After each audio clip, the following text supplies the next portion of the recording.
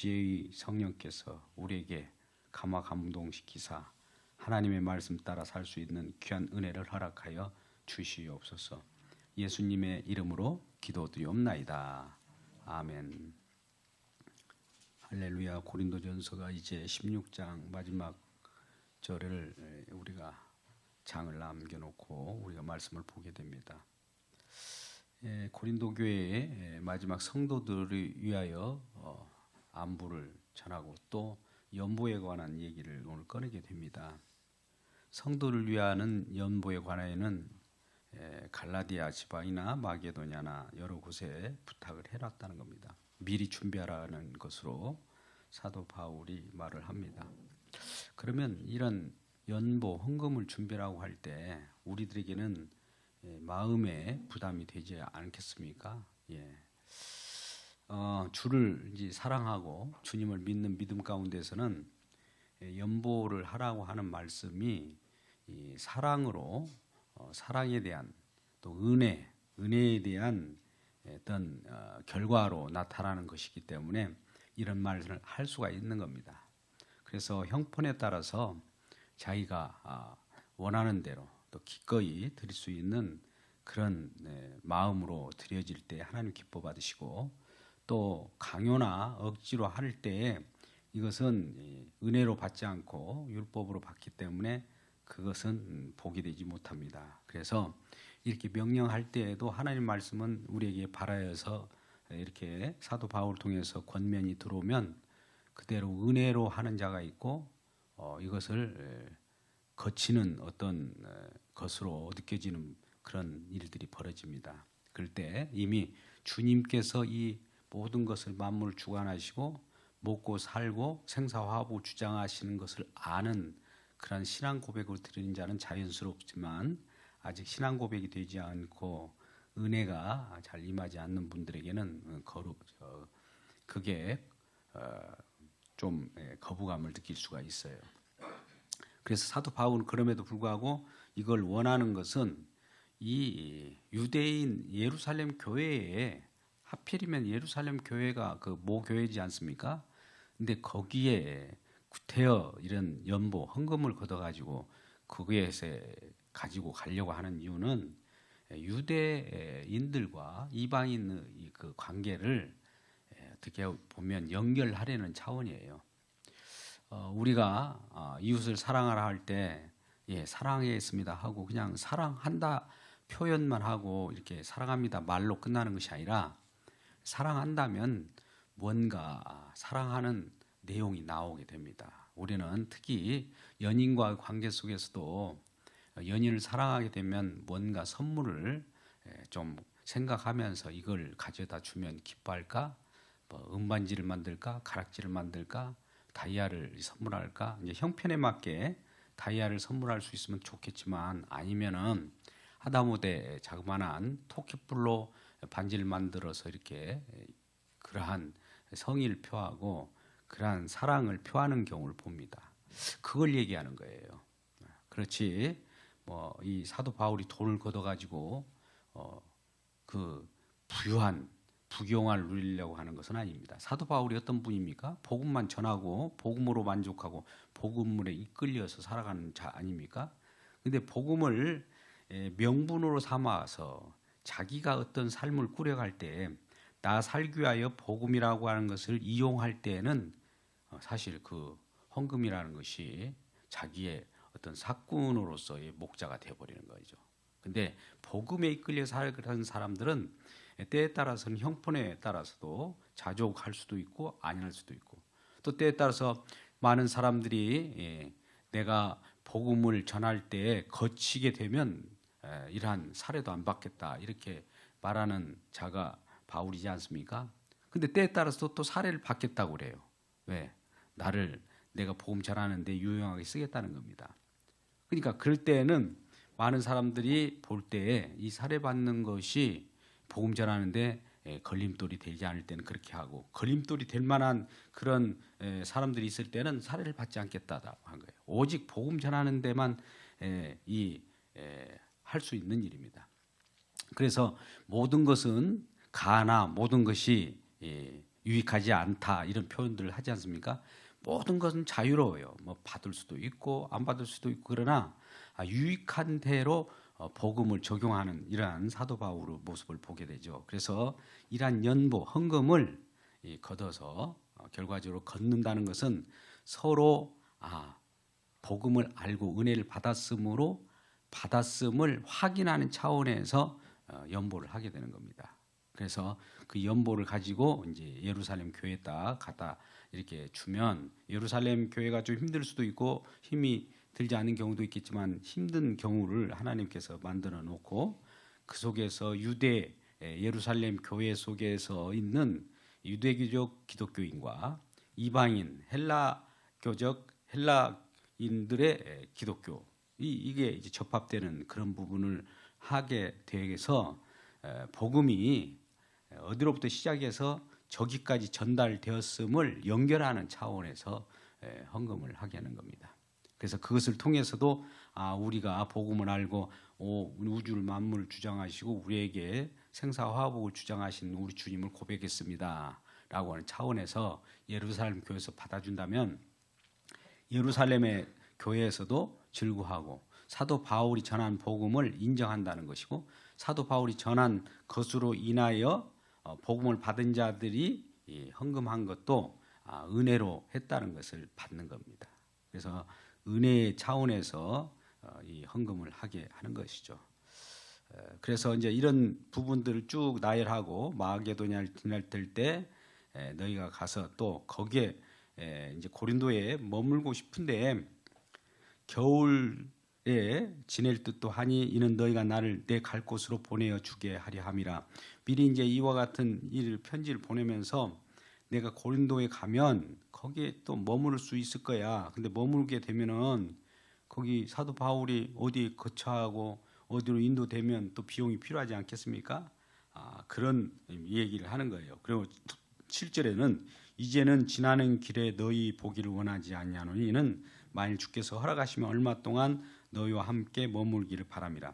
잠깐 우리는 이런 얘기를 하잖아요. 이곳에 오는 길이 있어서 이 지역에 오는 길이 있어서 잠깐 방문했습니다. 이런 말을 하는데 그런 것이 아니라 본격적으로 얼마 동안 함께 머물기를 원하여서 이제는 지나는 길에 너희를 잠깐 보려고 해 이런 것이 아니라는 거예요. 7절 말씀은. 그래서 내가 오순절까지 에베소에 머물려 하면 오순절 시기까지는 머물렀다가 에베소에서 지금 편지를 보내고 있는 거예요. 고린도 전서를. 그렇게 보내면서 내게 광대하고 유효한 문이 열렸으나 지금 광대하고 유효한 문이 열렸어요. 무슨 문이 열렸을까요? 이 사도 바울에게는 전도 복음의 문이 열렸어요. 근데 복음의 문이 열렸는데 어떤 일이 벌어집니까? 대적하는 자가 많음이라. 할렐루야. 여러분 복음이 전도되고 전도하는 문이 열리면 대적하는 자들이 많아져요. 어떻게 보면 막 이 뭐라고 할까요? 무엇인가 막 건들고 나온 것 같아요. 그런 일이 벌어지는 거죠. 왜 그러냐면 제가 가끔 이제 이런 표현을 합니다만 이 성령과 악령과의 그 대립 관계가 있습니다. 왜? 이 복음이 전도되어서 흑암의 권세 속에 있던 자녀들이 성령 안으로 들어오면 흑암의 권세에 있는 그런 흑암의 권세자들이 마귀가 사단이 가만 내버려두지 않잖아요. 왜 우리 새끼들을 데려가는 거야? 이 복음의 문은 그걸 활짝 열어 제끼고 그 끌어와야 되니까요. 정적 전쟁에서 승리해가지고 우리 거기에 묶여 있던 자를 끌어와야 되는 거. 끌어올 때 한 사람 한 사람 빼앗길 때는 마귀도 가만히 있지 않죠. 자기 새끼를 데려가니까. 그래서 이 대적자가 많아집니다. 물론 마귀가 막 나타나가지고 이 칼 물고 나타난 것이 아니라 사람을 이용해서 대적합니다. 자, 고린도 우리의 전설 지금까지 계속 해왔는데 막 파당도 얘기고 먹는 부분 얘기하고 은사도 얘기하고 쭉 왔을 때 우리 고린도전서 1장 2절 3절 말씀 보면 누구에게 편지합니까? 이분들이 이 사도 바울이 고린도전서 1장을 한번 생각해 보자고요. 1장 처음에 하나님의 뜻을 따라 그리스도 예수 사도로 부르심 받은 바울과 형제 소스데네는 하면서 누구의 편지예요? 2절 고린도에 있는 하나님의 교회 곧 그리스도 예수 안에서 거룩하여지고 성도라 부르심을 받은 자들과 곧 각 처에서 우리 주 곧 그들과 우리 주 되신 예수 그리스도의 이름을 부르는 모든 자들에게 예수님을 구주로 영접하고 예수님의 이름을 부른다는 것은 믿는 자들이잖아요. 믿는 자들이게 편지하는데 고린도 교회가 믿는 자들이 있었잖아요. 그죠? 근데 왜 고린도 교회가 믿는 자들이 왜 이렇게 문제가 많아요? 파당 일으키고 먹는 문제 가지고 따지고 얼마나 막 문제가 많습니까? 그러면 이렇게 부르심을 입은 자들이 모여 있는 곳에도 문제가 있다는 거죠. 그걸 전제하고 오늘 하나님 말씀을 들어야 됩니다. 우리는 생각하기에 이런 생각을 해요. 상식적으로 한번 생각해 보자고요. 이제 복음하고 성경 속에서 나타난 생각하고 상식적으로 생각한 것하고 이제 어떤 차이가 있는가? 보통 이제 좋은 교회, 좋은 교인, 성도가 되는 것을 우리가 꿈꾸고 되잖아요. 그러면 교회가 문제가 발발하면 교회 문제에 대해서 실망하고 다른 좋은 교회를 또 수소문해서 막 찾아다닙니다. 좋은 교회, 좋은 교인이 되기 위하여. 근데 좋은 교회 교인 되는 것을 좋은 교회 교인 되는 것을 만족하고 거기에서 보람을 느끼려고 하는 것이죠. 근데 이 교회라고 하는 곳이 이 고린도 전설 전반적으로 우리가 봤지만은 교회가 그냥 호락호락하는 곳이 아니에요. 그냥 좋은 교회라고 해서 아무리 일 없고 편안하면 우리의 마음 상식적으로는 그것이 진짜 복받은 교회, 좋은 교회라고 하는 것 같지만 이 지상에 있는 한은 우리의 믿음을 더욱 견고하게 하고 또 믿음을 어떻게 보면 하나님이 지키는 것을 확신하게 하기 위하여 여러 사건들이 일어납니다. 이 사건들이 일어나게 돼 있어요. 그래서 그 어떤 분쟁이나 또 어떤 은사에 관한 논쟁이나 또 그들이 이 사도 바울의 편지를 보내면서 왜 이런 편지를 보내는 거야 라고 하면서 막 대드는 항변이나 이런 것들을 통해서 뭘 증거하려고 할까요? 예수 그리스도를 증거하려고 하는 거예요. 예수 그리스도를 바라보게 하는 거예요. 그러니까 우리가 문제가 있으면 예수 그리스도를 바라보라고 하는 사인이에요. 우리는 이 문제가 발발하면 문제를 해소하려고 당사자끼리 혹은 주변에서 막 이렇게 저렇게 하잖아요. 그래서 해결될 일은 없어요. 왜? 인간은 악하기 때문에 자기 주장이 있어요. 자기 옳고 자기 의로움을 가지고 다 오기 때문에 누가 그것을 양보할 사람이 있겠습니까? 근데 이란 너도 그러고 나도 그러고 우리 모두가 사실은 주님 앞에 정말 아무 이 쓸모없는 자들 같은 이런 표현들을 하고 살아갑니다라고 할 때 우리 주님을 바라보게 될 때에 그때서야 우리 주님께서 주임됨을 우리에게 보여주시고 때에 따라서는 우리에게 사랑할 수 있는 마음을 주시는 거예요. 그래서 먼저 문제가 발발하면 주님 앞에 예배해야 돼요.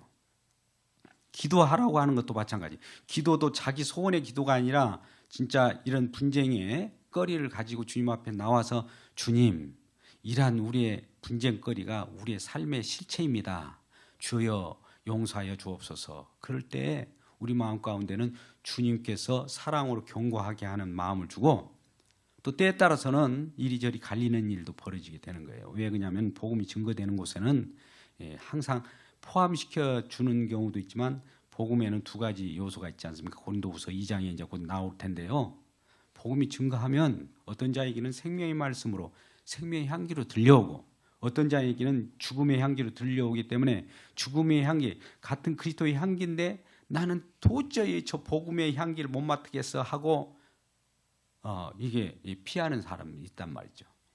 그렇죠. 그들은 그리고 그걸 우리의 생명의 향기로 알아듣고 생명의 향기로 맡으려고 하는 자들은 하나님께서 작정된 자라고 하는 거예요. 그래서 구별해요. 복음을 증거하면은 하나님 사람인지 아닌지가 구별되고 그로 말미암아 정리된 다음에 그렇게 들어왔어도 고린도 교회에 들어왔잖아요. 그런데도 불구하고 아까 우리가 고린도전서 1장 2절 말씀 쭉 이렇게 주께 부르심을 받고 이렇게 거룩하여진 성도들에게 편지한다 한데 그들이 사실은 이런 문제도 있었고 분쟁이 있었잖아요. 각 파벌로. 또 은사 문제도 있고 먹는 거에 문제도 있고 막 이런 우상 제물에 대한 문제도 이런 것들이 다 있는 거예요. 그러면 그런 문제를 하나님께서 해결해 주려고 사도 바울을 통해서 이렇게 저렇게 막 조정해 주려고 할까요?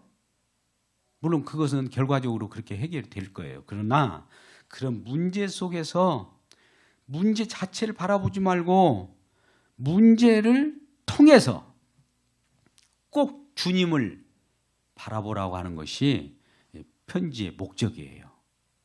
사도 바울이. 그러니까 우리가 문제 때문에 어려워하면 문제 가지고 막 고민하고 문제를 어떻게 해결할까? 인간들이 해결할 것 같으면 인간들을 해결하라고 그러지 뭐로 주 앞에 나오라고 하고 주님의 복음으로 해결하라고 합니까? 다 주님께서 해 주실 것을 기대하고 주님을 바라보면서 여러 가지 생각을 하자는 거죠. 하나님과 관계가 형성이 되었을 때 이웃과의 관계도 해결되는 거예요. 먼저 우리는 이웃과의 관계를 가지고 다 해결한 다음에 하나님 앞에 나오려고 하는데 그거는 하나님을 모르는 거예요. 먼저 내가 하나님 앞에 먼저 나와서 하나님 우리가 이런 일이 벌어졌습니다. 이러한 일들이 왜 발생했습니까? 하나님께서 가르쳐 주겠죠. 그걸 통해서 나를 바라보라고 하는 거야. 이 우주 만물을 통치하는 방법은 그와 같은 거라. 이 왜 그러냐면 우리가 문제가 없고 세상 속에서 편만하게 살아가 버리면 주님 찾을 일이 없잖아요. 그렇죠? 그래서 그 목적이 분명히 있다는 겁니다. 그래서 사도 바울은 이 고린도 교회에 이제 언어로 보면 용어로 보면 책망이라는 용어를 가지고 이제 이 얘기를 하죠. 책망을 통해서 주님을 바라보게 만드는 거죠. 그 임무가 복음을 전하는 자로서 임무가 교회는 그래서 그리스도 안에서 부름받은 성도들의 모임인데 우리가 책망할 것이 없는 자로 끝까지 견고하여 서라. 고린도전서 1장 8절입니다. 고린도전서 1장 8절의 말씀 보면 주께서 너희를 우리 주 예수 그리스도의 날에 책망할 것이 없는 자로 끝까지 견고하게 하실 것이다 라고 해요. 이 말은 지금 책망하면서 책망하지 않을 자로 세운다는 것은 많은 고린도 교회 오늘날 교회들의 문제가 있어도 견고하게 서는 자가 있다는 거죠. 그러지 않고 견고하게 서지 못하고 어떤 겨처럼 이 절이 날리는 자들도 있을 거라는 거죠. 그것을 전제하고 지금 고린도 전서를 썼던 거예요. 우리가 과거에 지금 이제 고린도 전서 1장을 잠깐 뒤로 거슬러 올라가서 지금 바라볼 때 그렇습니다. 그래서 책망할 것이 없는 자로 끝까지 견고하게 세우게 하여 이런 일들을 책망을 해줍니다. 그러면 이런 일 때문에 우리가 아니지 우리가 이렇게 분쟁을 하면 안 되겠지 이러한 것 때문에 은사 때문에 자랑해서도 안 되겠지 교만해서도 안 되겠지 이런 것들을 알게 되고 주님을 바라보면 주님께서 그 모든 것을 해결해 주신다는 거예요. 우리가 해결하려고 하면은 우리 해결 갖고는 되지 않습니다. 왜 그러냐면 하나님께서는 어떤 일을 벌이시는 것도 우연이라는 거 없어요. 그냥 사건을 일으키신 분도 하나님이에요. 그래서 그걸 놓고 봐요. 하나님은. 그래서 우리의 믿음이 어떻게 이끌어 가는가를 우리로 하여금 살펴보게 하기 위하여 어떤 이런저런 일들을 우리 주변에다가 깔아놓고 그 속에서 우리가 어떻게 행해야 될 것인가를 바라보는 겁니다. 이게 이제 고린도전서를 쓴 목적이에요. 그리고 예수 그리스도 날에 책망이 받을 리 없는 자로 견고히 세우겠다라고 하는 고린도전서 2장 8절의 말씀의 그 후속단은 책망 받을 일을 하지 않았다라고 나중에 하는 것이 아니라 책망 받을 일이 생겨요. 이제 고린도전서 1장 8절에는 책망 받지 않는 자로 세울 것인데 그러면 책망 받고 나서 책망 받지 않는 자가 되는 거예요. 근데 그것이 어떻게 되느냐?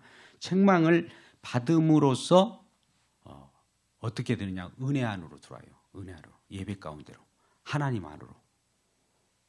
책망을 받은데도 불구하고 책망받고 교회를 떠나버린다. 책망받고 예수를 이제 안 믿다고 이제 해버린다든지 세 가지 부류가 있다고 그래요. 책망을 우리 하나님 말씀은 우리가 디모데후서 3장 16절 말씀 하나님 말씀은 감동으로 우리에게 주신 것인데 교훈과 바르게 의와 책망하기에 유익하다고 그러잖아요. 뭐 책망을 받으면 그 책망으로 끝나는 것이 아니라 책망을 통해서 정말 우리가 견고하게 세워질 수 있도록 견고하게 세워진다는 것은 우리 스스로 이제 자신 있게 자신감이 생긴다는 것이 아니라 은혜 가운데로 집어넣을 때가 가장 견고해요. 주님의 품 안으로 들어갈 때가 가장 견고해요. 믿음 안에 있을 때가 가장 견고해요. 그러니까 믿음을 세우기 위하여 은혜 안으로 집어넣기 위하여 예수 그리스도 안에 집어넣기 위하여 이런 책망을 하는 거예요. 물론 예수 그리스도를 믿고 있다고 하지만 자꾸 은혜 밖으로 나가려고 하고 세상 것을 생각하려고 하는 것이 우리의 본성이니까 자꾸 주님을 바라보게 한다는 것이 목표입니다. 그래서 이 연보도 지금 오늘 본문의 말씀까지 마지막에 연보를 처음에 이 얘기하는 것은 은혜 이야기를 하려고 하는 거예요. 은혜를 받았으면 서로 나누게 되고 은혜로서 교류가 되는데 이 은혜 연보를 얘기하고 헌금을 얘기하니까 돈 얘기하는 것이 아닙니다. 은혜를 돈이라고 하는 재물로서 서로 교류하는 모습을 보게 되는 것이죠. 그러면서 오늘 아주 중요한 말씀이 있습니다. 우리는 고린도전서 16장 22절 말씀을 유의 깊게 봐야 됩니다. 만일 누구든지 주를 사랑하지 아니하면 저주를 받을지어다. 그러면서 그 앞에 21절에 이렇게 되어 있어요. 나 바울은 친필로 너희에게 문안하노니. 문안이라고 하는 건 뭡니까? 문안이라는 것은 우리가 인사라고 표현하지만 우리가 믿음 안에 있는 것을 확인하는 차원에서 주 안에서 무한합니다 이런 표현도 합니다만 주 안에 있기를 원하고 평강이 있기를 원하고 주님의 붙들린 바대로 살기를 원합니다라고 하는 것이 우리 믿는 사람들의 문안이에요. 그러면 그 안에 있는 이 문안한다고 인사를 하면서 22절 이런 말씀을 했다고 봅시다. 만일 누구든지 주를 사랑하지 않으면 저주를 받을지어다. 그러면 우리들은 이런 말씀을 할 때마다 부담이 돼요. 아무리 문안한다고 인사를 하는 인사가 왜 이런 인사가 다 있습니까? 그 주를 사랑하지 않으면 저주를 받을지어다. 끝부분에 왜 이런 말을 할까요? 부담스럽게. 근데 그러면서 그 다음에 1절에 그 끝부분에 우리 주여 오시옵소서. 그러니까 항상 주를 생각하면서 이런 얘기를 하는 거예요. 그러니까 우리가 신앙생활이 사회생활하고 달라요. 사회관계하고 신앙 속에서 그리스도와 형제들과 관계는 다릅니다. 사회생활 속에서는 뭐 혈통관계도 있고 가족관계도 있고 뭐 친구관계도 있겠지만 이런 모든 이런 관계를 뛰어넘어서 믿음의 관계는 다르다는 거예요. 주님의 사랑이 흘러 넘치기 때문에 주님의 사랑은 그냥 사랑이 아니라 용서하는 사랑이잖아요. 십자가에서. 그런 것들을 표현하고 우리가 용서받은 자로서 남을 또 용서할 수 있고. 근데 우리는 이렇게 생각할 수가 있어요. 내 처지만 우리의 역지사지라는 말을 하는데요. 내 입장에서 막 남을 생각해요. 근데 이 주님 입장에서 나를 바라보고 상대방을 바라보면 다 하나가 돼요. 근데 내 입장에서 상대방을 바라보고 그 여부에 따라서 주님을 믿고 안 믿고를 생각해요. 그러니까 이런 일이 벌어지죠. 너 때문에 교회 안 나와. 이런 일이 된다고요.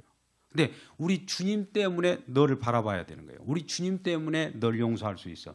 내 주님 때문에 널 미워해. 이런 말이 나올까요? 이건 있을 수 없어요.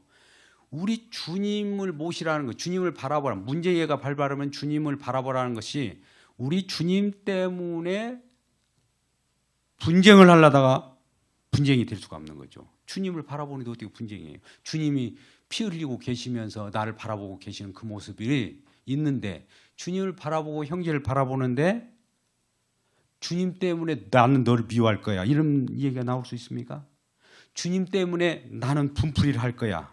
주님 때문에 나는 복수할 거야. 이런 일이 나올 수가 없는 거예요.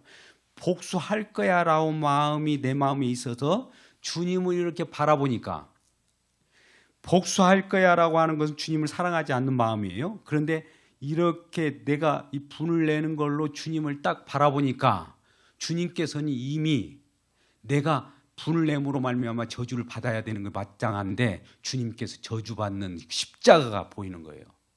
아, 내가 이렇게 분내는 것 때문에 주님께서 십자가에서 저주받네? 그럼으로써 저주받는, 나 때문에 저주받는다는 것을 알 때 그 저주가 축복으로 전환됩니다. 오늘 그 말씀이에요. 22절 말씀이. 이 좀 말씀이 굉장히 어려운 말씀 같지만은 단순한 겁니다. 사실 누구든지 주를 사랑하지 아니하면 저주를 받을지어다. 자, 주를 사랑한다는 건 주를 바라본다는 거예요. 내가 지금 저주를 가지고, 저주라는 것은 내가 남을 미워하고, 우리가 산상수훈 같은 경우도 남을 시기하고 질투하고 살인하고 미워하고 이런 모든 것, 부모에게 경배하지 않고 효도하지 않고 이런 것들이 다 죄란 말이죠. 그건 저주예요. 근데 이러한 몸을 안고 우리가 주님을 바라봐요. 지금 어떤 형제가 나를 막 격동하는데 분을 안고 주님을 바라보면 내가 분이 나오는 이 자체가 저주받아 마땅한 그런 현상이란 말이죠. 그런 것 때문에 우리가 저주를 받으니까 그것을 주님으로 전환시켜서 주님을 바라볼 때 주님께서 그 저주를 대신 받아줘요. 그러고 우리에게는 사랑으로 용서함으로 우리에게 주어질 때 내가 이제 그때 주님을 바라보고 형제를 바라보니 용서가 되는 거예요. 고린도 교회의 많은 분쟁들, 아볼로파, 게바파 이런 분쟁도 하나가 되는 거예요. 은사를 가지고 뽐내고 많은 사람들을 우쭐하게 했고 다른 사람들의 내가 은사로 높아진 것처럼 자랑했던 것도 아이고 이것 때문에 누군가가 상처받았구나라는 걸 알게 될 때 내가 저주받아 마땅한데 주님께서 저주받음으로 우리에게 사랑으로 화답하는 우리 주님 보게 되는 거예요. 그래서 주여 오시옵소서. 항상 주여 오시옵소서. 주를 항상 앞세우는 겁니다. 이러한 주님을 항상 앞세우는 저와 여러분 되시길 주의 이름으로 축복합니다. 그래서 우리는 무엇을 믿고 무엇을 바라보는가 이것을 성경 속에서 사도 바울이 말하려고 하는 것이지 내가 너희들에게 이와 같이 얘기할 테니까 너희들이 스스로 알아서 해결해라 이런 거 없어요. 해결 안 됩니다. 인간 사회에 해결될 리가 없어요. 그래서 하도 해결이 안 되니까 이 역사 철학자 해겔 같은 경우 토인부도 마찬가지입니다만 정반합에 이렇게 해서 역사가 조금 정이 있으면 반대자가 있고 오늘날 여당이 있으면 야당이 있으면서 좀 새로운 이 어떤 정이 나오면 또 거기에 또 반대가 또 나와요. 이렇게 해가지고 점점점 발전한다고 하나 한번 보시자고요. 옛날이나 지금이나 많이 발전됐습니까? 진화가 됐나요? 똑같은 거예요. 그게 이렇게 살아가면서 뭘 보니 우리는 더 나아지라고 보는 것이 아니라 이렇게 점점 나아질 걸로 생각하고 세상을 살아가는데 이런 현상들을 놓고 싸움박질하고 분쟁하고 시기하고 질투하고 미워하고 이런 모습을 보면서 주님을 바라보라는 거예요. 그러면 주님께서 이러한 우리가 살아가는 모든 것을 용서하시고 은혜 가운데 아까 은혜 속에 집어넣는 이 일이 되어질 때 우리는 모두가 하나 되는 그런 일들이 벌어진다는 겁니다. 그래서 오늘 부담 없는 어떤 교회 생활을 하려고 우리 상식적으로는 세상 얘기해요. 어디 뭐 예수 믿는 사람들만 그럽니까? 예수 안 믿는 사람들도 교회 가면은 부담 없이 헌금도 강요하지 않고 부담 없이 편하게 이런 것들이 원해요. 근데 그러한 것들은 사실 은혜 가운데 들어와 보니까 은혜 밖에 있는 격동하는 세력들은 가만히 두지 않죠. 은혜 속에 있는 자들을 어떻게든 끌어내려고 하고 은혜 속에 들어가니까 예수 믿으니까 좋더냐? 그러면 우리 밖에서 예수 안 믿는 사람들이 우리 사단의 꾀임에 넘어갔지만 우리들은 세상 신을 섬기면서 이렇게 잘 먹고 잘 산다라고 하면서 유혹을 해요. 그럴 때 우리는 과감하게 그래 난 주님 한 분만으로 만족해 라고 할 때 승리가 보장되는 겁니다. 이게 이제 영적 싸움이고 믿음의 경고의 선을 가는 겁니다. 그래서 우리는 이 오늘 연보에 관한 것은 이제 이런 내용이야. 하나님의 은혜로 산다는 것을 증거하는 차원에서 은혜를 아는 자이냐 아닌 자의 여부를 확인한 차원에서 사도 바울이 그렇게 권면을 해보는 겁니다. 근데 전부가 십시일반하죠. 많건 적던 나도 하나님께서 받은 은혜가 있어요라는 것을 이렇게 표현할 때, 사랑을 표현할 때 나타나는 것이 연보요. 연보를 가지고 또 이것을 예루살렘 교회 처음 모교회 최초의 복음이 증거됐던 교회 그것과 같은가 이렇게 연결시켜 주는 것이 이제 연보의 전달입니다. 우리는 고린도전서 9장 16절 말씀 보면 고린도전서 9장 16절을 한번 참 유의해서 보아야 될 필요가 있습니다. 9장 16절 고린도전서입니다. 이 9장 16절 보면 내가 복음을 전할지라도 자랑할 것이 없음은 이 사도 바울은 이렇게 고린도 교회에 이제 이런 편지를 속에서도 복음을 전하잖아요. 우리는 복음을 전할 때 저 같은 경우는 이 설교를 함으로써 복음도 전하지만 이것만으로 복음 전하는 것이 아니에요. 나의 삶의 모든 것이 복음 전하는 거예요. 그러니까 이 강단에서 내려올지라도 저에게 주변에서 일어난 일들이 생길 거예요. 그러면 거기에서 어떻게 내가 처신하면서 또 복음으로 많은 사람들이 권면하느냐가 저의 복음 생활입니다. 근데 이 강단에서 있을 때는 복음을 선포하고 뭐 설교를 하니까 복음을 증거한다고만 보고 강단에서 내려가면은 세상 사람과 똑같아 버리면 세상 논리를 따라 살아가 버리면 그건 복음 전하는 자가 아니죠. 사도 바울은 이 강단에 있었으나 혹은 이 회당에 있었으나 삶에 있었으나 모든 게 복음이 사도 바울을 끌고 다니는 거예요. 어떻게 보면. 즉 성령께서 사도 바울을 활용해서 복음이 증거되도록 했기 때문에 자기의 삶이라는 거 없어요. 그래서 내가 복음을 전할 때라도 자랑할 것이 없다. 누가 이끌어갔기 때문에 성령께서 이끌어갔기 때문에. 그런데 또 이제 그러면서도 이런 말을 합니다. 내가 부득불 할 일이라 이렇게 말하면서 만일 복음을 전하지 아니하면 내게 화가 있으리라.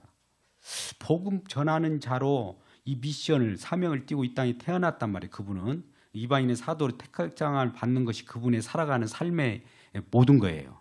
근데 그것을 자기 삶을 살아라고 하나님께서 부르셨는데 그 삶을 살아가지 않으면 저주받는 거죠. 어떻게 보면 화가 미친단 말이죠. 그러니까 저와 여러분 한번 하나님께 붙잡힌 바 되면 복음을 전하지 않고서는 못 베게요. 또 복음을 전하면 대적자가 아까 같이 많음이라 이 내용을 갖고 있잖아요. 지금 에베소에 지금 머물면서 고린도에 편지를 쓰면서도 이제 에베소에 당분간 머무른다고 하는데 광대하고 유효한 전도의 문과 이런 것들이 있는데 황폐한 땅 속에 대적들은 많아요. 그걸 본다라고 하면서 지금 이 편지를 씁니다.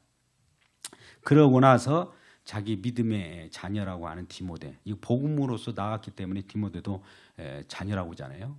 고린도전서 4장 15절 말씀 가고 때는 그러한 내가 복음으로 난 아들이다 이렇게 디모데 아들을 표현해요. 그래서 이 디모데가 이제 사도 바울을 대신해서 고린도에 갈 때 고린도 교회 너 그쪽으로 갈 텐데 이렇게 부탁을 합니다. 디모데가 10절에 이르거든 너희는 조심하여 그를 두려움 없이 너희 가운데 있게 하라. 이는 그도 나와 같이 주의 일을 힘쓰는 자임이라. 왜 그러냐면 디모데가 고린도에게 보내니까 편지를 지금 고린도전서를 미리 보냈잖아요. 그러면 디모데를 그 다음에 보내요. 그러면 고린도 교회 사람들이 이 편지 받고 분쟁 있고 막 은사회 갔는데 책망도 하고 그러니까 이제 이 처음에는 그렇게 들어요. 예? 사도 바울 우리와 같이 있을 때는 조용히 한 자가 멀리서 편지 보낼 때는 이렇게 강력하게 편지를 보낼 수 있어 막 으쌰하고 막 있을 수가 있어요. 그런 것에 대해서 아직 마음에 이렇게 편안함이 없을 수 있으니까 디모데를 그런 데다 두고 사랑하는 자녀 복음으로 난 디모데를 보낼 때 고린도 교회 교인들이 잘 안 받아들일 수가 있단 말이죠. 위협을 할 수도 있고. 그래서 내가 고린도 교회 당신들이 보낼 때 디모데 그쪽에 이르거든 좀 잘 두려움 없이 위협하지 말고 좀 잘 좀 대달라라고 하는 거예요. 그러면서 11절에 그러므로 누구든지 그를 멸시하지 말고 평안히 보내어 또 다시 내게로 오라. 뭔가 전달하고 또 오는 모양입니다. 아마 또 그 아까 같이 연보도 가지고 올 수도 있어요. 받아가지고 나는 그가 형제들과 함께 오기를 기다리노라. 그러면 고린도 교회 사람들도 같이 좀 협조해서 디모데를 내가 보낼 텐데 가서 잘 맞이하고 또 올 때 연모도 같이 가져오면서 같이 함께 오는 사람이 있었으면 좋겠다라는 말을 해요. 그리고 두 번째 12절 한번 보세요. 형제 아볼로에 대해서는 내가 너희들에게 보내지 않겠다. 왜? 아볼로가 나나 고린도의 교회에 가기 싫어요. 그랬을 수도 있어요. 왜? 사도 바울이 이러한 강한 책망의 편지를 보내니까 복음을 전하는 것이 이제 책망의 편지도 복음도 전한 거예요. 그러니까 아볼로 입장에서는 그거 갔다가 내가 또 무슨 신변에 위협을 당할 수도 있을 거야라고 난 막 가기 싫어 이와 같은 거예요. 오늘날 그렇잖아요. 형제 간에 어떤 싸움이 벌어졌을 때 누구든지 한마디로 이렇게 딜리버리로 이렇게 메신저로 보낸단 말이죠. 그러면 아유 내가 왜 그런 일을 해야 돼? 나 가기 싫어. 이런 사람도 있을 수 있어요. 또 어떤 사람이 상반 서로 이 믿음의 교제를 하고 있지 않을 때 예수 그리스도를 권면을 하면 어떤 사람은 듣는 자가 있는가 하면 나는 그 용서 못해 하고 있는 자도 있을 수도 있단 말이죠. 용서할 수 없어라고 막 으르렁거리실 때 용서 그러면 한번 화해 악수를 나도 해보지요 하라고 한 사람한테 거기 가서 악수를 부르라고 하면은 아유 아직은 내가 때가 아닌 것 같아. 난 좀 이따가 할게요. 이런 사람도 있을 수 있다는 거예요. 오늘 아볼로도 그런 거예요. 동일하게. 근데 디모데는 담대하게 가잖아요. 죽으면 죽이라고. 그래서 이러한 고린도 교회가 현실 교회하고 똑같아요. 우리 교회도 지금 그런 일이 벌어진 것 같은데요. 이런 일들을 그냥 받으면 돼요. 그리고 그럼으로써 이런 극복된 내용들 가지고 다시는 이런 일들이 또다시 오지는 않아요. 한번 이런 것들 극복을 제대로 하지 못하면 세상 것으로 또 해결하려고 하면 또 이런 일이 또 벌어져요. 그래서 이런 부분을 보고 13절에 깨어 믿음에 굳게 서서 남자답게 강건하라. 이 말을 해주는 거예요. 너희 모든 일을 사랑으로 행해라. 모든 것은 우리가 사랑으로 행하라는 말은 사랑이 없으면 우리는 꽹가리가 되고 많은 내 목숨을 내어주고 남을 구제한다고 할지라도 그것은 헛된 것이다라고 고린도전서 13장에 나오기도 하고 사랑으로 아무리 위대한 일이라도 사랑 없으면 아무 의미가 없는 거예요. 이 사랑으로 모든 걸 대할 수밖에 없어요. 특히나 주의 종은 어떤 남들이야 세상 사람들이야 이거저거 자기 유익을 구하려고 싸우지만 우리 유익을 구한 자가 아니잖아요. 그러면 우리는 사랑으로 행할 수밖에 없다. 그러면서 이제 사도 바울이 15절에 형제들아 스데바나의 집은 아가야의 첫 열매. 아가야라고 하는 지역의 첫 열매라는 것은 스데바나가 처음 예수 믿고 이렇게 구원을 받았다는 거죠. 믿음을 받았다는 겁니다. 또 성도가 섬기로 작정한 줄 너희가 아는지라 내가 너희를 권하는데 이와 같은 사람들도 함께 수고하는 사람들이다. 그러니까 우리 아가야 지방에서 예수 믿고 따르는 스데바나도 잘 좀 이렇게 따라주라 이런 말을 하는 거죠.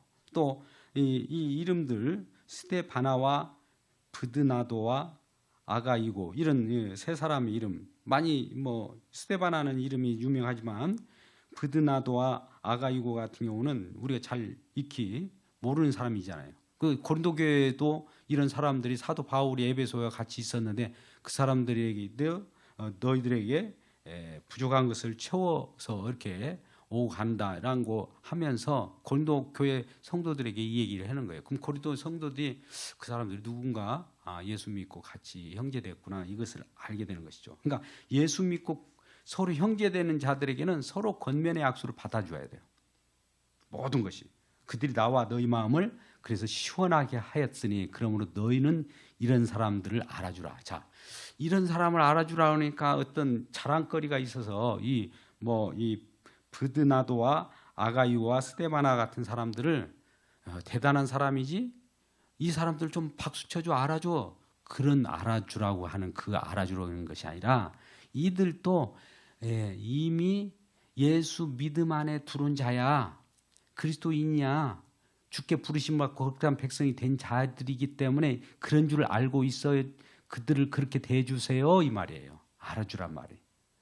그래서 이런 사람들을 그렇게 알아주라는 거고 19절에 아시아의 교회들이 너희에게 문안하고 아시아 에베소에 지금 있으면서 고린도에 편지를 보내잖아요. 사도 바울이 그러니까 아시아 에베소를 포함해 갖고 아시아 7교회가 있잖아요. 아시아 교회들이 너희에게 무난한다는 건 아까 같이 믿음 안에 있는지를 확인하고 아굴라와 브리스가와 그 집에 있는 교회가 주 안에서 너희에게 간절히 무난한다. 아굴라와 브리스가는 고린도에 와 있었을 때 사도 바울이 그들에게 복음 전해서 수종을 들고 따르는 자들 아닙니까? 그래서 지금 고린도에 있었던 사가 에베소에 지금 사도 바울의 복음을 돕는 동역 역할을 하죠. 본래 아굴라와 브리스가는 로마에 살았었는데 고린도에 이제 어떤 칙령, 그 로마의 황제의 칙령 때문에 어떤 그 호정이나 이런 것을 하러 왔다가 고린도에서 만난 거예요. 그렇게 해가지고 지금 이제 에베소까지 지금 사도 바울을 같이 협력하는 협력 사역을 하고 있는 겁니다. 그래서 브리스가와 아글라도 함께 우리 집에 있고 같이 있다. 그리고 아시아 교회들 지금 에베소를 비롯해 아시아 교회 많은 교회 성도들 교회라고 하는 것은 어떤 지어진 교회가 아니라 예수 믿는 사람들 무리들이 같이 너희들을 위해서 이 문안한다. 서로 믿음의 악수를 청한다. 이런 표현인 거죠. 그럴 때 20절에 모든 형제도 너희에게 문안하니 너희는 거룩하게 입맞춤으로 서로 문안하라. 보세요. 문안이라는 표현을 구체적으로 더 들어오습니다. 너희에게 문안하니까 너희도 받아서 거룩하게 입맞춤, 거룩한 입맞춤이라는 표현을 우리가 할 수 있는데 이제 우리가 거룩한 부르심을 받은 자로서 서로 이게 교제하라는 거예요. 입맞춤이라는 표현을 하는데 그러니까 믿음의 사람들은 서로 터놓고 이제 교제를 하게 되면 서로 통하게 돼요. 그래서 21절에 이제 마지막으로 나 바울은 친필로 너희 친적 쓰는 거예요. 사도 바울이 대신 누구를 대필로 쓰는 경우도 있었어요. 그런데 이 고린도 전서만큼은 친필로 썼다. 친필로 써서 문안한다. 만일 누구든지 주를 사랑하지 않으면 저주를 받을 자 우리 주여 오시옵소서. 이 22절 9절이 정말 아까 같이 형제들을 이렇게 서로 교류할 때 상대방이 어떤 자인지 모르잖아요. 믿음의 사람인지 어쩐지는. 그러면 연보를 통해서 주고받을 때도 알 수 있고 또 화해의 악수를 할 때 예수 그리스도를 믿는 사람이라는 걸 누군가 고지할 때 아 그러냐고 하면서 그것의 권면을 사도 바울이 악수해 그러면 누군가 저 사람이 어떤지 누군지로 알고 내가 악수합니까? 그러나 내가 믿음의 자녀야 거룩한 하나님 부르심을 받은 자로서 같이 문안하는 자야 그러면 상대방도 그렇게 화해 악수를 해줘야 돼요. 그런데 오늘날 모르겠습니다만 누군가 권면을 하면 서로 복음을 아는 자가 권면하면 그렇게 화해 악수를 해야 되는데 안 하는 사람들이 있더라는 얘기죠. 그래서 그것은 아직 믿음의 교류가 안 된 상태예요. 그래서 이제 23절에 주 예수 그리스도의 은혜가 너희와 함께하고 나의 사랑이 그리스도 안에서 너희 무리와 함께 할지어다. 이 사랑이라는 표현들도 많이 하지만 그리스도 예수 안에서라는 이제 사도 바울의 큰 명칭을 하지 않습니까? 믿음 안에서란 말을 예수 그리스도 안에서 그 사랑이 거기서 꿈틀거려 가지고 무리에게 사랑 속에는 우리는 사랑은 일반적 사랑이 아니라 이 공의 속에서 사랑이기 때문에 정말 누구라도 이 사랑은 아픔이 있어요. 뭔가 우리가 아까 같이 책망이라고 하는 그런 저주라고 하는 곳에 속에서 다시 용서함을 받은 사랑이에요. 그래서 오늘 본문 말씀과 더불어서 우리 한 말씀 보완하면 이런 겁니다. 우리가 신명기 11장 29절 같은 경우 이런 경우가 있어요. 거기에는 에발산과 그리심산이 나와요. 근데 신명기 11장 29절에 에발산에서는 저주를 선포하고 그리심산에서는 축복을 선포해요. 그러니까 이 산은 서로 맞닿아 있어요. 어떤 골짜기를 앞두고 에발산에서 이 저주를 선포합니다. 그러면 저쪽 그리심산에는 축복을 선포해요. 이게 쌍방으로 이렇게 우리는 그러면 우리 생각할 때 저주를 선포하는 에발산은 가기를 싫어해요. 그죠? 근데 축복을 선포하는 그곳에 가서 막 축복받고 싶자라고 하잖아요. 우리 상식으로 보면. 근데 성경은 그렇게 말하지 않습니다. 오늘 아까 고린도전서 16장 22절에 주를 사랑하지 않는 자는 저주를 받을지어다 할 때 내가 저주받을 자라는 것을 알게 될 때 그 속에서 주의 이름이 드높여지는 곳이 한다는 거예요. 그래서 이 본문 말씀도 어렵긴 하지만은 여호수아 8장 30절 말씀을 보완적으로 한번 우리가 알면 좋을 것 같아요. 여호수아 8장 30절. 여호수아가 이제 에발산 지금 저주를 선포하는 그곳에서 누구를 위하여 제단을 쌓습니까? 여호와를 위하여 제단을 쌓아요. 이 그리심산에서 여호와를 위하여 제단을 쌓는 것이 아니라 저주가 머무르는 곳에서 여호와를 위하여 제단을 쌓는다. 그러니까 저주가 임하는 속에 제단을 쌓는다는 것은 여호와를 위하여 제단을 쌓는다는 것, 뭔가 제사를 지내기 위한 거 아닙니까? 제사는 왜 일어날까요? 뭔가 저주를 담고 그 저주를 대신 받아서 제물이 될 곳이에요.